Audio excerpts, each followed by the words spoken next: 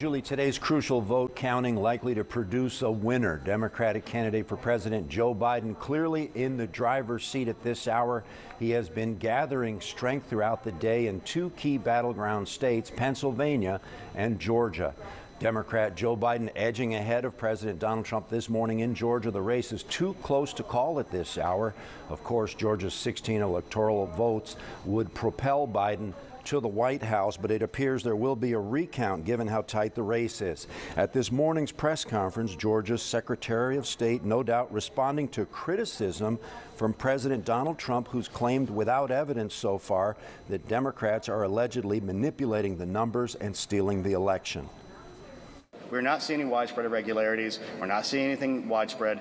We are investigating any credible accusation with any real evidence behind it. But let me tell you one thing. When you have a narrow margin, little small things can make a difference.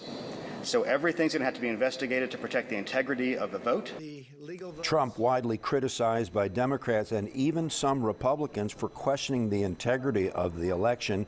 His campaign lawyers are taking legal action to try and stop the vote counting in battleground states across the country. Most of those last-ditch efforts, however, falling short for Republicans. If you count the legal votes, I easily win.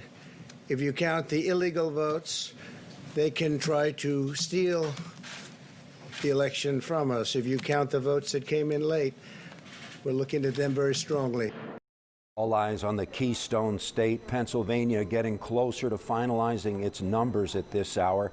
Democrat Joe Biden this morning surpassing Trump in Pennsylvania with its 20 electoral votes after trailing Trump election night and most of yesterday, but mail-in ballots said to be from Democratic areas of Pennsylvania still being tabulated. So many experts predicting that the Democratic candidate for president is likely to prevail in Pennsylvania.